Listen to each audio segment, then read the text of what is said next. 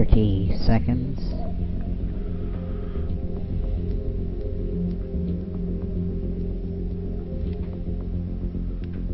20 seconds. 15 seconds. 10 seconds. 5, 4, 3, 2, 1. In your face, all over the place. We're online 24/7. 24/7. You're listening to the hottest internet station. From beautiful Saline in southeastern Michigan. Around the world at sunsky.mysteries.com. This is the 2009 Top 10 Webcam in the World winner. This is SETV. Good evening, everybody. Welcome to our normal Tuesday night interview show. Tonight, we had our science advisor, Boris Artemenko, scheduled to be on. However, after the last show that he was on, there was a serious attack, a hack, on his computers that destroyed some of his hard drives and files. We currently have a backup system on the way to where he is now. Yesterday, for those of you that haven't heard, he was also attacked by a dog. So, things have gotten very interesting for our dear friend Boris. We wish him well. And he is not with us tonight, and instead we have decided to cover what's going on in the Middle East. So, let me get started with my monologue. Tehran is making lots of noise about closing the Strait of Hormuz, boasting that it would be easier than drinking a glass of water, according to Iran's naval chief, and warning U.S. aircraft carriers to steer clear of the vital waterway. The Iranians have punctuated their threats with missile tests, naval maneuvers, and other provocative acts. Ronald Reagan, back in 1987 and 1988, after Iran launched cruise missiles at ships in the Persian Gulf, attacked unarmed oil tankers, laid mines that destroyed cargo ships, harassed U.S. warships and aircraft deployed to ensure freedom of the seas, and deployed ship-killing missiles on its side of the Strait of Hormuz, warned Iran to stop. After an Iranian mine ripped through a U.S. warship, Reagan had enough and ordered a series of punishing military responses against Iranian naval assets all across the lower half of the Persian Gulf. While most Americans forget this war on the Gulf, Tehran doesn't. On a single day in 1988, the United States crippled Iran's navy. U.S. helicopters disabled and captured an Iranian ship, U.S. warships set Iranian oil platforms ablaze, and the U.S. Armada eliminated 6 Iranian warships, effectively turning Iran's military into a land-only force. Even the New York Times called it the right response to Khomeini. Now tonight, we have with us the person that we want to talk to when the defecation of war hits a spinning blade of justice, and he's the guy that we want to talk to. We have our senior defense advisor on with us tonight, Mr. Evr Felker. Evr, how are you doing tonight? Good, Bill. Hello, everybody. How y'all doing tonight? The last time Evr was on, we were discussing survival techniques, what you have in your bug-out bag, water purification, storage, things like that. And about halfway through the show, we had managed to kill off half of the human population. Hopefully that does not happen again tonight, although it was quite enjoyable. So, Evr, how is everything in your neck of the woods? How's the weather out there? It's incredible. I know you... I saw your map a little bit earlier today that showed the a possible cold front blowing through here next week, but right now it's just incredibly beautiful. Well, that's good to hear. That's always good to hear. Alrighty. I'm looking at our everything from the production room, and everything looks like it's great. So let's talk for a little while about what's going on in the Middle East right now, and what your take is on it as a veteran. That you were deployed over there in the Middle East for a while, weren't you? Sure, 5 times. Okay, 5 times. All right. We received a bunch of emails this past week about a website that I'm looking for the name of the website right now. It is a private website. It is called, if my screen will stop moving around on me, it is called DefConWarningSystem.com, and they use a DefCon warning system similar to what you saw in the movies, in the movie War Games, and they have raised their DEFCON level to DEFCON 4 because of everything that's going on in the Middle East. So we thought we would have you on to discuss one of the things we want to discuss first is the military alert system, and sort of what they might have the alert system in right now, and that sort of thing. So are you ready for some questions? Sure. Okay. The DEFCON warning system, does that still exist, or have they replaced it? It does not. That was an old Cold War system set up by the Pentagon. God knows when, probably in the 50s or so. And basically, the system DEFCON it's just short for defensive condition, you know. And it was used to describe the events that were going on daily. You know, it'd go up or down or whatever. 5 being the least threatening, and then 1 being the most threatening. And, you know, they had the guys going around with all the keys on their dog tag chains and all that, you know, in the briefcases here and there in case they had to, you know, fire off all the missiles. I can't even think of the name of the dang missiles. There's silos all over the place, though, and they're not in there. The Minutemans and all that stuff. Right. But they pretty much phased that DEFCON system out right after the Gulf War, I believe. I'm sure there's somebody out there laughing at me right now because they probably know a little bit more about it than I do. I've dealt with the nuke side of the house being a recon guy, but most of that was years ago, and to tell the truth, unfortunately, most of it's still classified, so I'm not going to talk about any of that stuff. Well, the website that you know that you're looking at that upgraded from DEFCON 5 to DEFCON 4, that was based off of just the news that's going on right now, which is I mean that's pretty accurate to be at a DEFCON 4 or even higher right now. You know, maybe a DEFCON 3, but that is a civilian website. You know, and they're just basing that off of the information that's available to everybody on the internet right now. Right. I was watching, this is kind of a sidetrack here, but I was watching a show, and I forget what channel it was on. It might have actually been on ABC, but I'm not sure. But apparently when they first started at the beginning of the Cold War, and I think all the way up until 1970, in the missile silos, you know, they had to key in a special code in order to be able to launch the missiles. You know, they'd get the call from the president or whoever, and they'd pull out their little book and they'd put in the codes and everything for the targets. Sure. And as it turns out, every single code in every single missile silo was all zeros.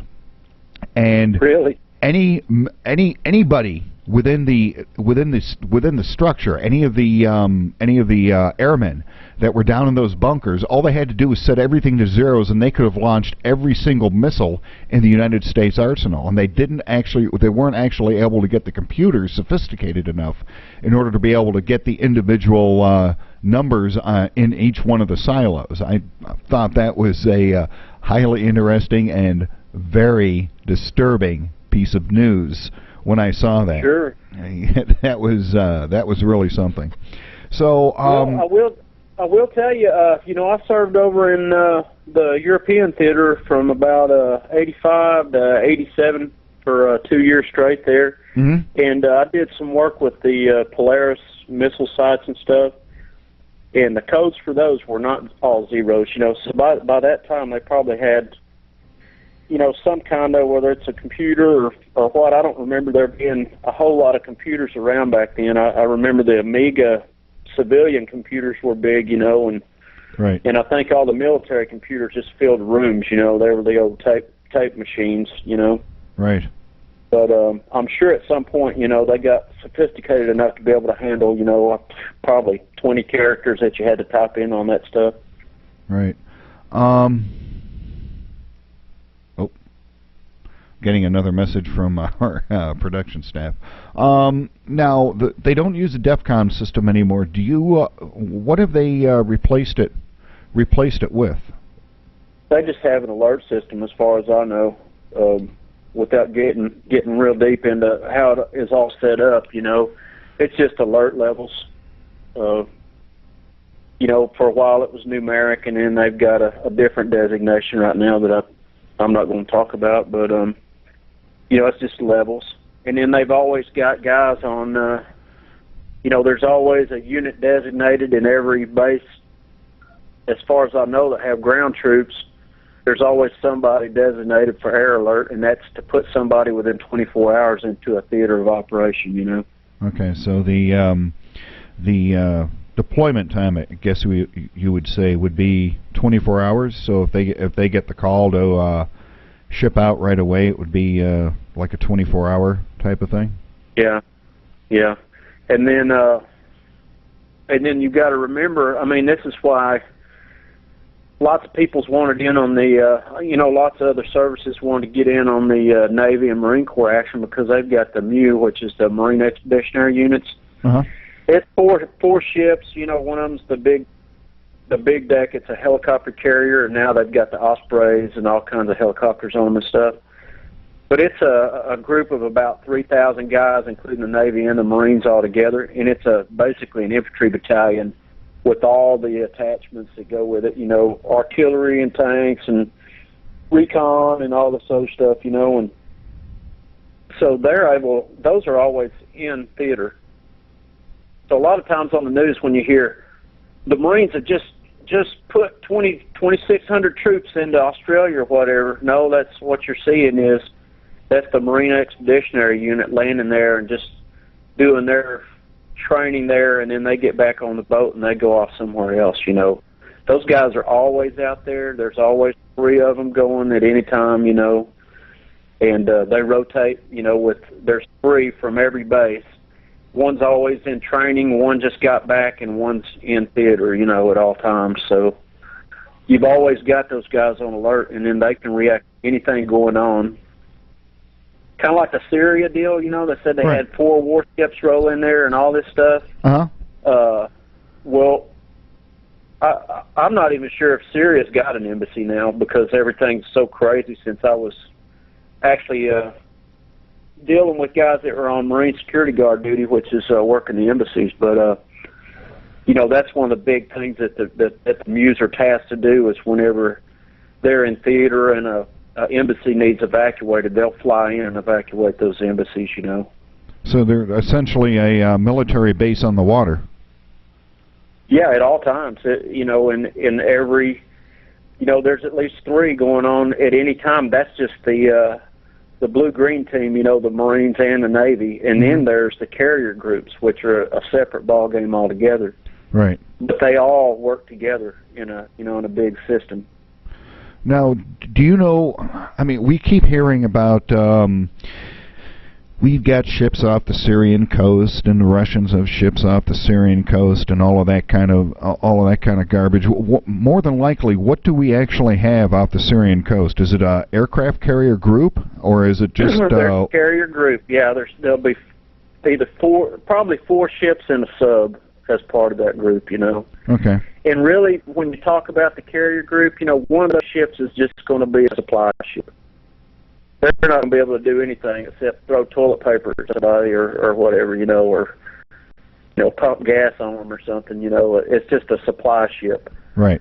And then two of them will be semi-fighting type ships, but then you'll have the big deck, which is the aircraft carrier, and that's where all of the ordnance and everything is. You know, they've got all the airplanes on there and helicopters and all that mess, you know.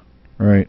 Now, somebody was saying to me earlier today that it would be disturbing if the Iranians went and mined the straits again like they did back in the 80s when Reagan had to put the hammer down on them. And yeah, I mean, that would be a, you know, all that mines do, those are obstacles, and all they do is deny access to something. Right. But really, I mean, they could put 1 million of them in there, and the Navy will just have to go in there and take 1 million of them out. You know, I mean, it'll just be a time constraint type of deal. It's going to shut off that avenue to get that oil out for so long, you know. Right. And I doubt if... and it'll just make gas go up, and I guarantee you, you know, Americans will be making a lot of money off that, you know. Yeah, a lot of people will be making a lot of money off of it, but I can't believe that they would be that stupid again. Well, they, you know, I mean, I can believe it. I mean, all you got to do is, you know, is listen to some of the news reports and some of the speeches given over there. Now, I don't speak Iranian, so, I mean, really anybody could just be making up what he's saying, you know, when you hear, I'm drawing a blank on the names. Ahmadinejad. Right, there you go. When you hear him talking about, you know, taking out Israel and all that stuff, but I have no doubt about that. Like I told you before we went on air, I totally believe that we're in the end times, and I think this is just all a part of it, you know what I mean? Yeah, we're just basically... So nothing else can happen. Jesus is not coming back or any of that until certain things happen, and you know, before that. So how that actually lines up, I don't know. You know, I've actually read a couple of things saying that you know, Revelation was not written down in the order that it happened. Mm-hmm. It was written by John in his brain's order of sorting all the things out that he saw. You know, so. You know, one thing may happen before another thing in there, you know, inside the verses there. Oh, okay. Yeah, that's a good thought. That's actually a very good thought. One thing that I'll let the audience know is that this Saturday, again, we're going to have John DiNardo is coming back on, hopefully for not another 3.5-hour marathon show, and we're going to... talk about alternative energy and stuff, and he is the closest thing that we have to a Bible expert, so we're going to ask him about that. In fact, I am preparing to make some notes about that right now with my handy-dandy pen and my pad to ask him about the order of the verses in the book of Revelation and what Irv just said, because that is an excellent point. Now, Irv, we're seeing that in over there in the Middle East, we have a quote-unquote long-scheduled war game going on with Israel. With the sure, it is too. Bright Star, which is one, and Austere Measure. Those are things that go on. I can't remember if it's once a year or once every 2 years, because some of those they skip a year in between each one. Okay. But what better avenue to get people in, you know, without raising a lot of concern? Exactly. And the blogosphere, and it's actually starting to leak into the mainstream news that I've noticed, is that the reports that I've seen is that it's an unusually large number of United States troops that are over there in Israel right now. The figure that I've seen is 9,000 troops. Yeah, and I'll tell you, I've actually, you know, been to Israel on a couple of different of those training missions like that, and there was never ever that many people. in Israel when I was there. So that is that's probably 9 times the amount of people we've ever had on the ground in Israel at one time. Do you think that's an accurate number? Do I think the 9,000 is accurate? Yeah. I have no clue. Okay. Without being able to talk to guys that are in right now, some of my old buddies, I couldn't verify that whether it's true or not. But I will tell you this, I wanted to do some calling around prior to coming on tonight, and a lot of the guys that I still have phone numbers to, they're not around right now, so they are someplace else. We'll leave it at that. They are. They're not at home, as one might think. One thing that I started thinking today, and I don't know if I actually emailed you about this before or not, because one thing that the audience doesn't know is that before the show we make contact with all the guests. I send them pre-show questions, comments, and frequently we talk to them off the air before the show starts. And I sent Irv a couple of emails today with the little opening monologue that I did and everything else and some questions. We know right now, and this is what got me thinking about this question, is that the British Navy, they have, let me see if I can get a picture of it up here on the screen. They have a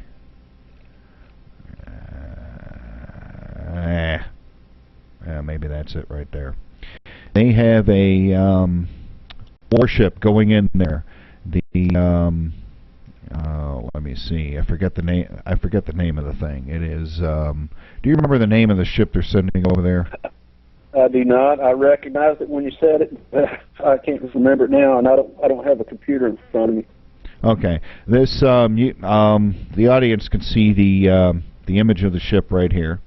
It is cost about $1 billion US. It is one of the most advanced warships in the world. This thing's capable of going around 30 knots in open water. It is a very large ship. It is capable of tracking, the figure that I've heard is almost up to 100 enemy missiles at one time and engaging all of them. It has a torpedo helicopter that's capable of sinking both submarines and surface ships. And it is steaming right now toward the Persian Gulf. And you remember the last time this happened with a British warship was Desert Storm. So that is a disturbing thing. But this ship will be going through the Suez Canal, because the Suez Canal, unless you want to go all the way around the Horn of Africa, is the fastest and easiest way to get there.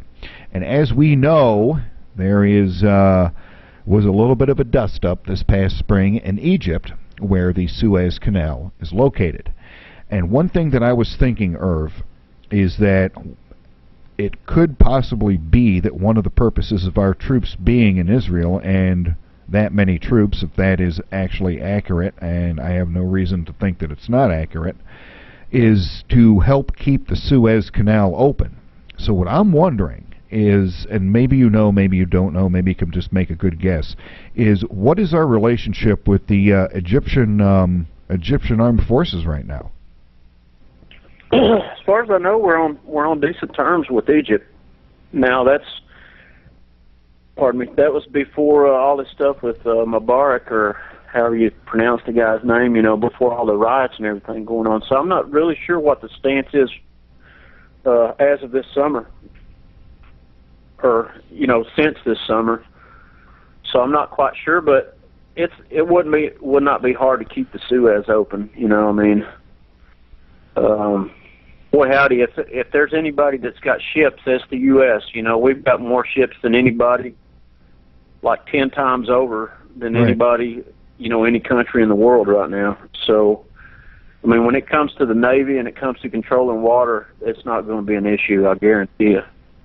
Yeah, that's exactly what I was thinking, is that with the force projection that we have, and that's what they call carriers as a force projection weapon because they're so darn powerful with all the warplanes and everything on it. Sure it is. Yeah. They're, I mean, those guys can go puttering around in the Gulf all they want, but we'll sink them in about 2 seconds if we put our minds to it. Well, strategically, you know, if we have access to a country by way of water, they don't stand a chance, you know, because the Navy, in conjunction with all of the ground troops that you can push with the Navy, is just phenomenal. I mean, you can put everybody on the beach if you had to, you know, with the amount of ships they've got. And you got to remember, the Army's got twice as many ships as the Navy does. Most people don't realize that, you know. But the Army's got a ton of ships as well. Really? Yeah. Most of them are, you know, like supply-type ships and carriers and things like, you know, the black-bottom shipping and stuff like that, where they have all the prepositioned maritime forces. Like, you know, when we invaded Iraq in 2003, most of the vehicles that they took in there, those were all maritime preposition ship vehicles and things. They didn't ship vehicles over there. I mean, they did, but not very many of them.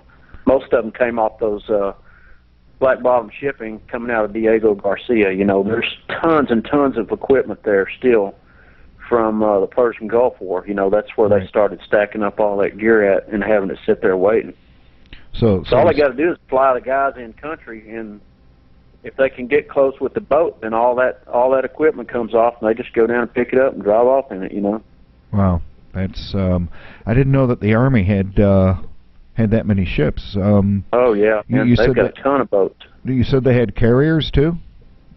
No, they don't have carriers or anything like that. Most of their boats are support type boats, but they've got plenty of them. You know, I mean, if they wanted to convert them over into the troop carriers or any of that stuff, it will not be hard at all.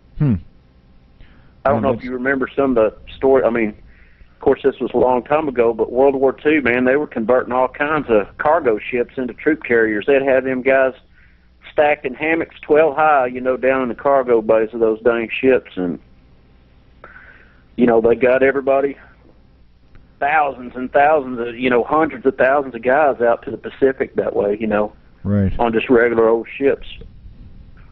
That's what about the Mothball Fleet? Do they still keep that? Because I remember at one time. Yeah. Basically, the way I know of the Mothball Fleet is we used to do VBSS missions. That's visit, board, search, and seizure. Basically, when pirates down in Somalia go and take over a ship, and then we go in and take it back, that's what you train for. That's one of the missions of the recon guys these days out on the ships, you know. But what we'd do is go up to the James River in Virginia, and they've got that Mothball Fleet there. And basically what they do is just take everything out of it that will cause it to corrode or you know, anything that'll go bad. They take all the oil out of the engines and fuel off the ships and everything like that, and then just put them out there. And if they have to, they can go back in there and recondition that thing. But to tell you the truth, I'm not sure how long it would take to do that, you know. You'd need, you know, an engineer type of guy or somebody to tell you how long it would take to stand those ships back up. But they still have that fleet if they need it. Oh yeah, yeah. You know, there's probably 16 giant boats there in the middle of the James River just sitting there, you know.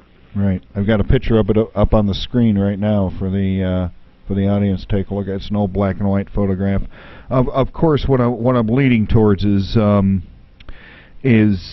this, whatever the heck we're going to call this, in the Middle East that's going on right now. Obviously, this is building up towards something. What, we don't know yet, but I would expect this to become a shooting war in fairly short order.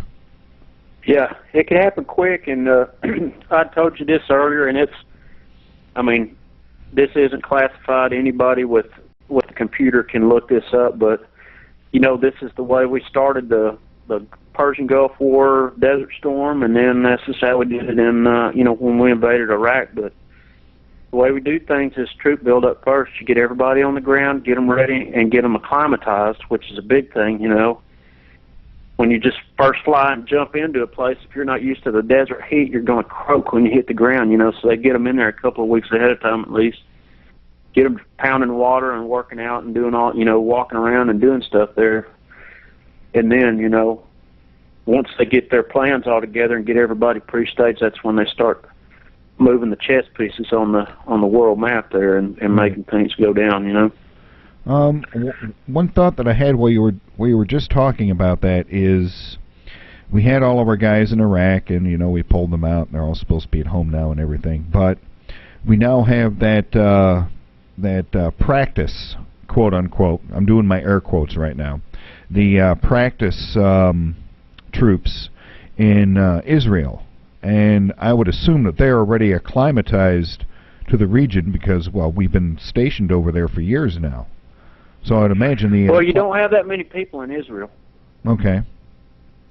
Not enough to you really... know, at any time, there's only a handful of liaison-type guys working with the Israeli army, you know. Right.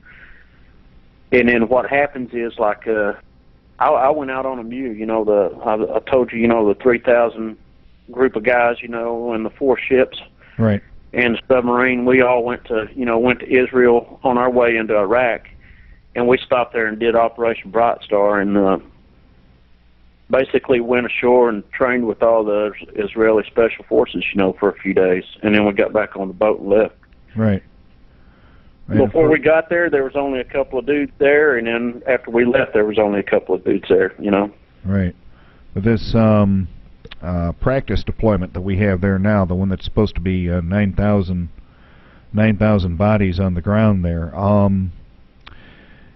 assuming that that's correct, and assuming that they're there for this particular situation, just in case, kind of a thing. What if we had to go hot over there? Who would be? And they're in Israel, so they're obviously working with the IDF. Who would be in charge of our troops? Would it be the Israelis, or would we be? No, we never fall under anybody else when we do military operations. It's always us.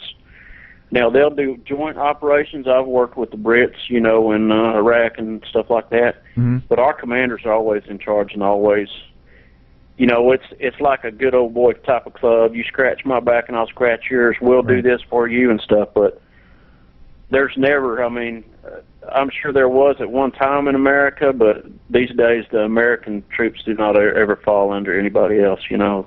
Right. They take their orders from the military chain of command of the United States, you know, all the way up to the president. Yeah.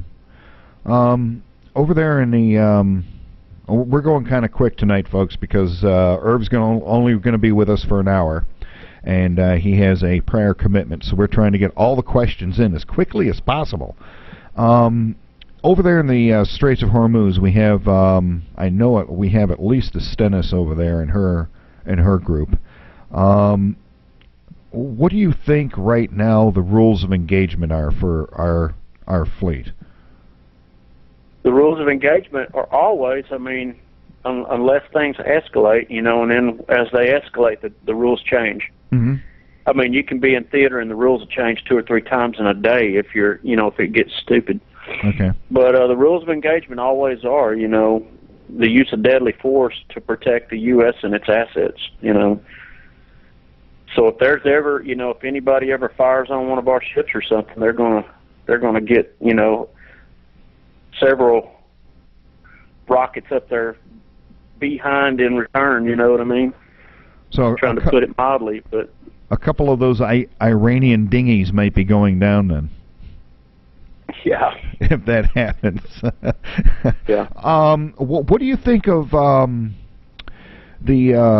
This has happened a couple times now. I guess late last week we had one of our ships rescued a bunch of Iranians from Somali pirates, and apparently over there in the Gulf, a Coast Guard cutter rescued an Iranian crew off of a fishing boat.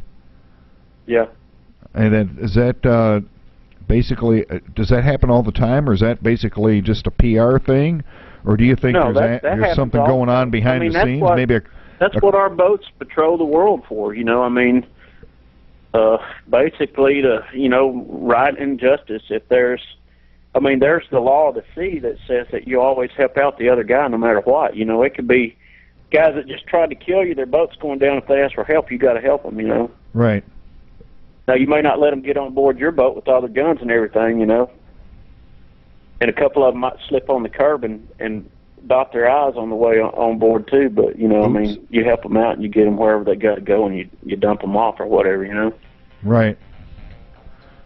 At least that's what it used to be. These days, they might end up in Guantanamo Bay for the rest of their life, you know, who knows.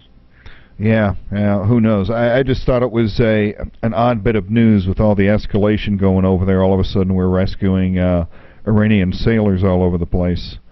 It just... Well, here's the deal. You know, you got to remember, soldiers are just people. Right. You know, and, I mean, I've been up on the... You know, back during the Cold War, I'd been on the East German border, you know, trading candy bars with the East Germans there through the fence.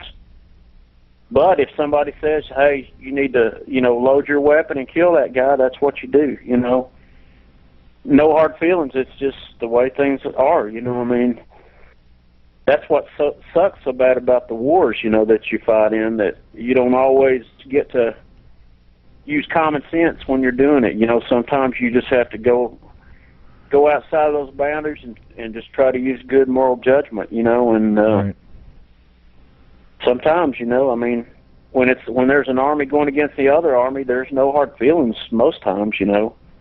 Now, when they kill a couple of your guys and then everybody else is still alive, then it becomes an issue, you know. But just like one front against another front, it's just, I mean, that's your job, is to go up there and kill as many as you can, and that's what you do, you know. Right. Well, I remember, I think it was during World War I on Christmas Day, the Brits and the Germans stopped fighting and they had a little soccer game and everything. That's right.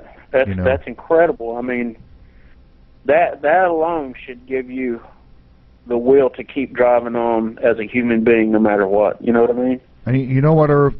I just heard that story. I think it was this past winter that I heard that story for the first time, and I forget. I think it was one of those little clips they play on the radio during the day from somebody at the radio station. And I'll tell you what, I was standing there and I started crying when I heard that, because that's an amazing story. Yeah. It really is. And does that sort of stuff still happen? I don't know. I have no clue. I've been nice to guys, though, you know, that somebody else would probably come along, just put a bullet in for no reason. I don't know. I guess that doesn't make me a very good soldier. Well, it all has to do with your moral character, right? Yeah, I guess so. But, I mean, we're all just humans, and most of the times the wars have nothing to do with the guys fighting them. It's somebody else that got mad at somebody else, or, you know, somebody didn't do this right or that right, or, you know, or didn't follow these rules or whatever. The soldiers, I mean, yeah, it's your job to go over there and kill or do whatever you have to, but, you know, there's no, you're not the one that started the fight, you know. So I don't know. It's, you know, the older I get, the harder it is for me to see how you can do some of that stuff. When you're young and full of all that testosterone and everything, you know, you tend to always want to fight, you know what I mean? The Marines do anyway. If you don't have bad guys to fight, you fight amongst each other until the bad guy comes along, you know, that type of deal. But there's never any hard feelings, you know, amongst fighting against each other. That's just something you do, you know, you got all that energy. Right. It's your job, basically. Yeah. Yeah. So we have one question from our production staff. And she's wondering, what do you think the end game with this thing that's going down in the Middle East is? Well, I mean, do you think it's going to go hot? Do you think everybody's just going to kick sand at each other for a while and then go back home? And what kind of a time frame? There's too many puzzle pieces moving at this point. Like I told you, I think we're in the end times, and that stuff has to happen, you know. It was written down that it's going to happen, and I believe it is, you know, because I believe the Bible.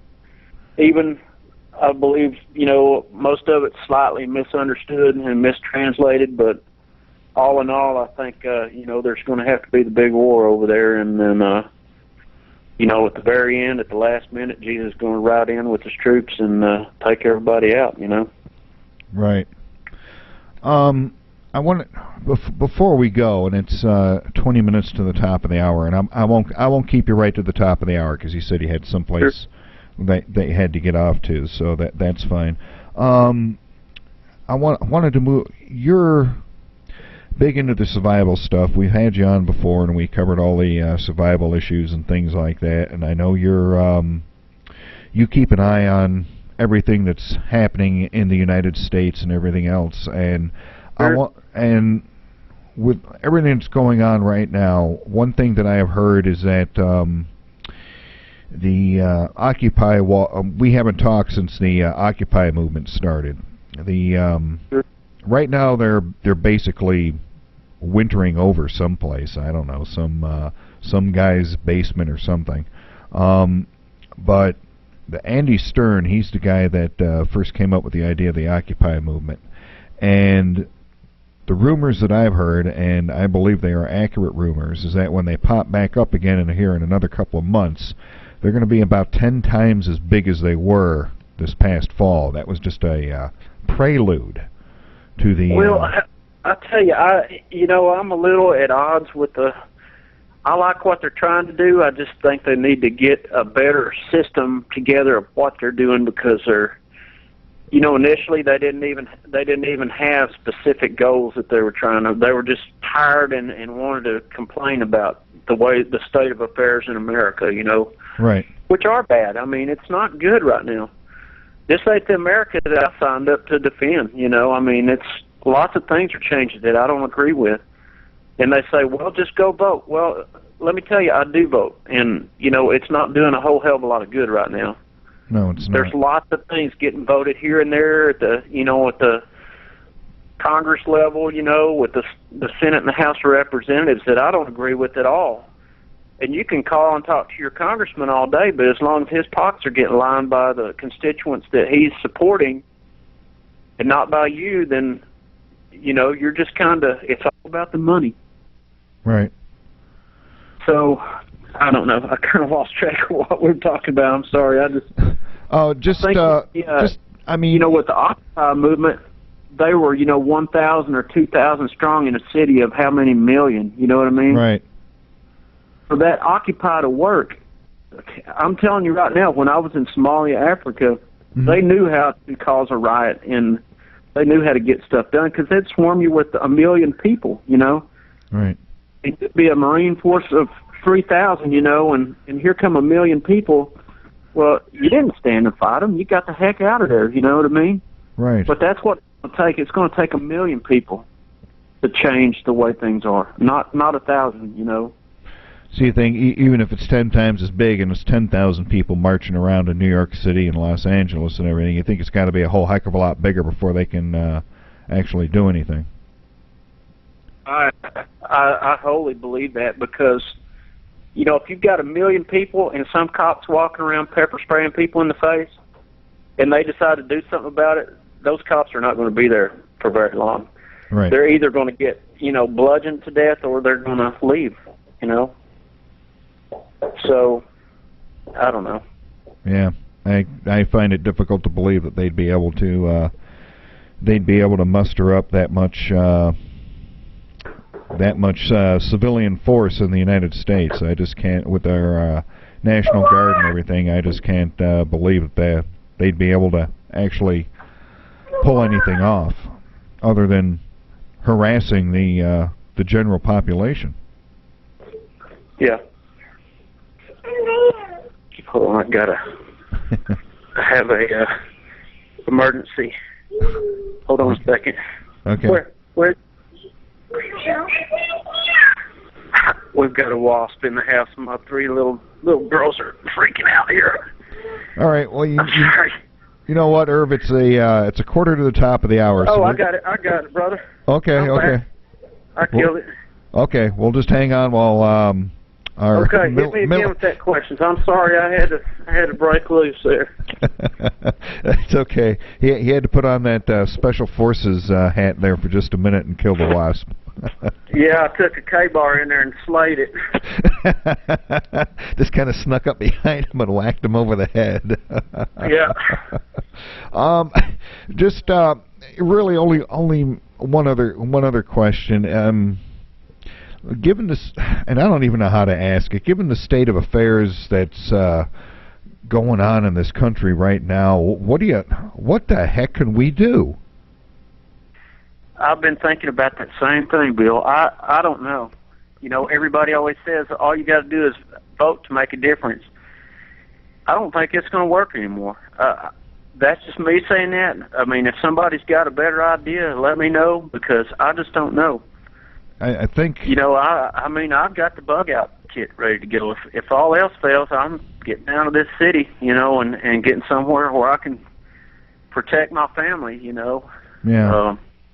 And there's I think lots of changes are coming, you know, whether it's in 2012 or whether it's in 2013, I don't know. But 2011 was a whopper. Yeah, that was a heck of a year. I mean, it don't take a rocket scientist to look at all the news, you know, and I hear people saying, oh, it's just like that because of the internet. I'm telling you right now, here in Oklahoma, you know, I've been here for a year since I got out. Mm-hmm. We're breaking records left and right. I think that the news said we broke 92 records before the new year changed this year. Wow. With weather patterns and temperature ups and downs and all that stuff, you know. So, you know, it's not just the internet. Yeah, I agree with you. That's what I've been looking at. DiNardo and I were. He's got a real good system, and I'm going to mention it again on tonight's show because anybody can do this, and I'm not going to do it on the show because we're almost out of time. But if you take something like sinkholes, and this is what he had us start with, sinkhole. If you go to Google and do a search sinkhole and put in the year 2005, you'll come up with about 200,000 instances of sinkholes that have occurred in the world. You go to 2007, and now it's up to 400,000. Last year, in 2005, there were 200,000 sinkhole reports in the world. Last year, there were over 3 million sinkhole reports in the world. And you can go down the list with train derailments, earthquakes, ship sinkings, tornadoes, everything. Everything is apparently escalating. And it's not just because of, you know, the internet, because since 2005 the internet has been, you know, all grown up. I mean, everybody's had internet access, for broadband access, for years now, and it just seems like the past year or so everything is just increasing, and it doesn't take a rocket scientist to figure that out. And Irv and I were talking before the show that I've been looking at the weather patterns, and I saw a report on another website, a discussion website. And the guy's done an in-depth thing about the weather patterns that are coming right now. And this balmy weather, folks, is going to be changing. It's going to be changing rather rapidly because the big cool down is coming. Irv, out there in Oklahoma, I sent you that information, and I think you looked it over. What? Sure. How cold is it supposed to get there in the next week or so? Right now, it got up to 52 today. Uh-huh. And on the 13th, it's supposed to drop to, I think it said negative 16 degrees Celsius, which is 3.2 degrees Fahrenheit. Right, same here. That's the same, essentially the same report that I saw. I've got it. Let me call the screen back up. I've actually got the map on here somewhere. Let me scroll down here past all the stuff that we didn't have time to talk about. It's here somewhere. And if the what typically as a veteran, what do you when the weather gets that cold, when it goes? I mean, if it's going to get down below zero, it's going to be pretty darn cold. What, as a veteran, what type of precautions do you take with your house and your kids and yourself and your vehicles and everything? Something that the audience. Well, you know, on all the boards we always talk about, you know, what we're going to do if the power shuts off. Well, I'm going to go to my generator. I'm going to go to this. Well, Bill, I don't have a generator or any of that stuff. When the power shuts down, I'm prepared to live without the power. You know, I mean, Right. now that is power right there. You know, when you don't have to rely on electricity, that's when you're going to be okay. Because as long as you're having to rely on that electricity, you're going to have to do all kinds of stuff to make it go down. You know, we've got coal oil lanterns here. We've got a wood fireplace, and I've got another 4 ricks of wood coming in on Saturday, but I've got about 3 out there right now. Right. And then I've got a ton of trees in my yard. If all else comes down to it, I'm going to go out there with the saw and just cut the trees up, you know. Yeah. But we'll survive. I mean, I've also got that visqueen plastic, and I mean, that's, you know, I live in a pretty big house, but if I need to, I can seal off the one room that's got the fireplace in it, Right. and just live in there, you know.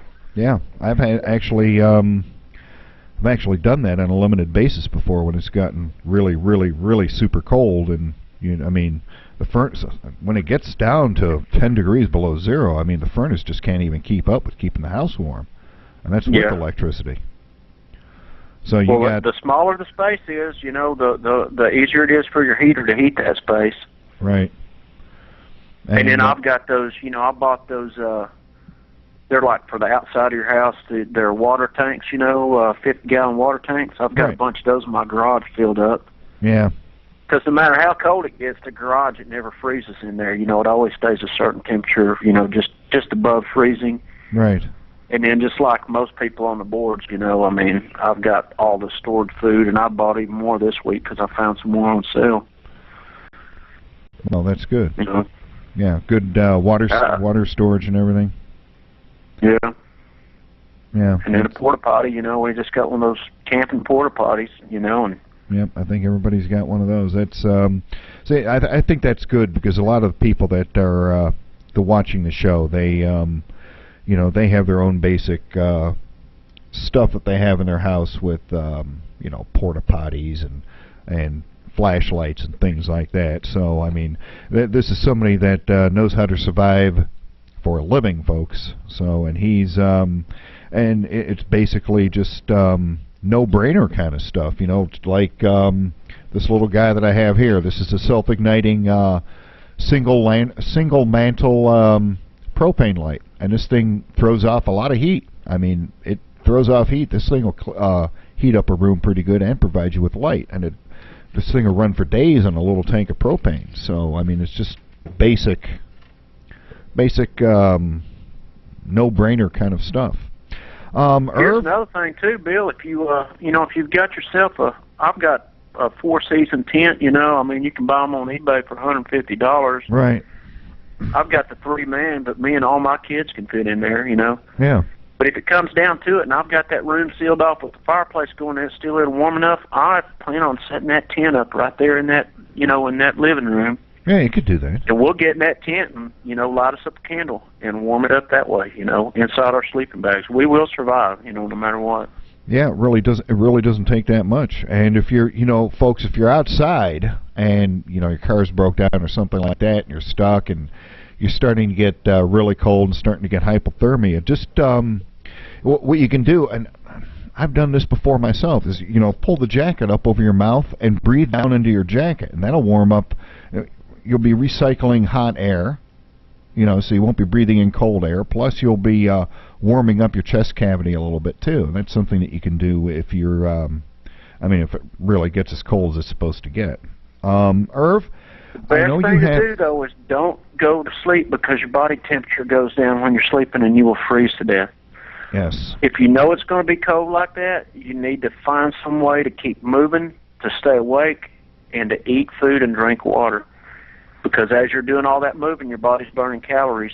And if you're shivering, your body's burning a ton of calories.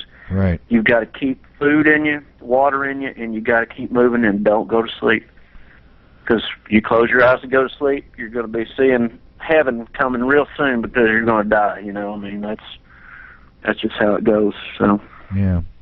Well, Irv, we're at the top of the hour, and I know you've got to take off and get some stuff done, some family business. So we're going to go ahead and let you go. And all right, I appreciate it. It's good talking to y'all. Yeah, we really appreciate you coming on and taking the time to settle down some nerves. you know, give us a little bit of a reality check there. So we're going to hang up with Evr, folks, and I'm going to go over this weather information that we just came across this morning. So, Evr, thank you very much for coming on the show. We really appreciate it. Yes, sir. Have a good night. Yep, you too. Stay safe. All right. Bye. Okay. Alrighty, folks, there you go. We are now on the air by ourselves, and as a matter of fact, we also have a second camera now, believe it or not, so you can actually look at me even better. As I was saying with Evr just a few minutes ago, the weather patterns, they're going to be a-changing. Now, these maps that I have here, these are sideways. All right, hold on a second here. Let me get up the whiteboard, and let's see if... All right, let me get the whiteboard up, and let me throw a screen region on here, just like this. There you go. You can see the screen now. Let me enlarge this so you can see what I'm talking about here. And we have the whiteboard on here, so I'm going to show you something right here. Let me see.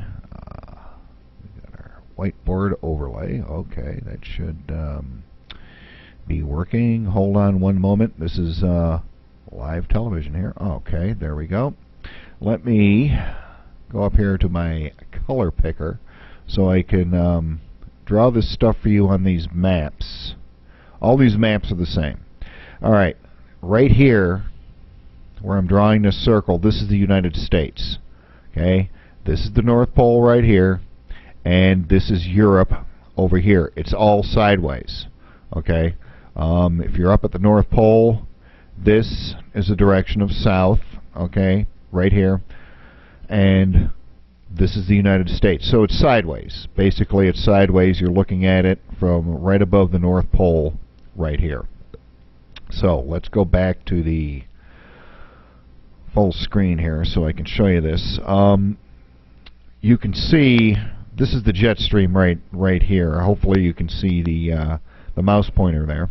Across the northern... Actually, I'm going to go back here and go back to the whiteboard so I can draw this for you. This is right here. This is the upper level jet stream, and you can see what the jet stream is, and right here where this little circle is, this is where I am here in Michigan. Now you can see that the jet stream is going in this direction, like this. This is why over here in England and Ireland, over here, this is why they've been getting those tropical storm strength winds, because you could see that this jet stream is going like this right across the ocean. This is why we've been getting such mild weather, because it's coming right here off the Pacific Ocean. It's coming up here and it's drawing up warm air. Now if we go over here and go a little bit farther down, you can see the basically the same thing. This is image here is just a little bit bigger. Now if we go right here, let me pull this up, and this is a pretty good way of explaining this. You can see this is the upper air, if I'm not mistaken here. Let me take a look at this. Yes, this is at approximately 10,000 feet. You can, I don't know if you can see it, you probably can't see it real good on your computer monitors at home, but this over here where the North Pole is, it's 24 degrees below zero up there at the North Pole, 20, 24, right around there. And right above us here in Michigan, it is at 0 degrees. And over here out west, we have minus 12 degrees, the upper air masses right now. Now, if we go down here a little bit farther, we're going to start getting into the 13th of this month, 13th of January. You can see how much farther down this Arctic air mass has gone. And now you can also see over here in the United States, which is right here, you can see that the upper air, it is a much larger area of cold air now. This is actually the surface temperatures. Right here, 0 degrees out west. Right here, 0 degrees here. Right here, 8 degrees in the upper Midwest. Down here in Texas, 16 degrees. This is the temperature predictions for the 13th of January. And let's see, I think we have one more here. And you can see now, remember the first one that I showed you, this is the jet stream. And you remember the first one that I showed you, the jet stream was going like this. And now you can see on the 13th, this is how the jet stream is going to switch. This is coming from Alaska, coming right down from Alaska, and then it's going to go back up like this. So we're going to have an Arctic air mass coming right down and drawing in cold air from up above the Arctic Circle. And that's why it's going to get so cold. It is going to get, apparently, brutally cold over the next couple of weeks. And now we get fully into it right here on the 16th. Actually, that'd be the 13th. You can see minus 12 degrees out west, minus 16 degrees, minus 8 degrees right here. And in lovely Michigan, where we are, the temperature minus 24 degrees. This is the jet stream temperature. You can see that it has gone from 0 degrees, specifically up here in Michigan. Remember, right now, in the jet stream, it's 0 degrees Fahrenheit, and on the 13th, it is going to be minus 24 degrees Fahrenheit. So that means we are going to have a wholesale temperature drop. So you need to be aware of that, and it is going to get brutally cold. And of course, any rain that we get is going to be in the form of snow. So there you go. There's your brief weather forecast. This video, of course, will be up on YouTube. We appreciate Irv coming in and filling in there for our science advisor, Boris. And no, we did not play the alien signals tonight, because every time we do, it screws up the computer. So we're not going to do that anymore until the scientists figure out why it's screwing up the computer every time I play it. So, at any rate, my name is Bill Zam, and it's not quite time to put on the aluminum hats, but apparently it's getting close to aluminum hat time. So I'd like to thank everybody for I look pretty cool like this, don't I? Put it on like a gangster. There we go. I got my gangster aluminum foil hat on now. So anyways, thank you for showing up. This will be up on YouTube after a while. This show will be repeating for a while, and I think I probably should have put this on at the beginning of the show, because I look quite dapper with it. Thanks for showing up. We appreciate it, and have a nice evening. Oh, and we'll be on later on this week for several shows.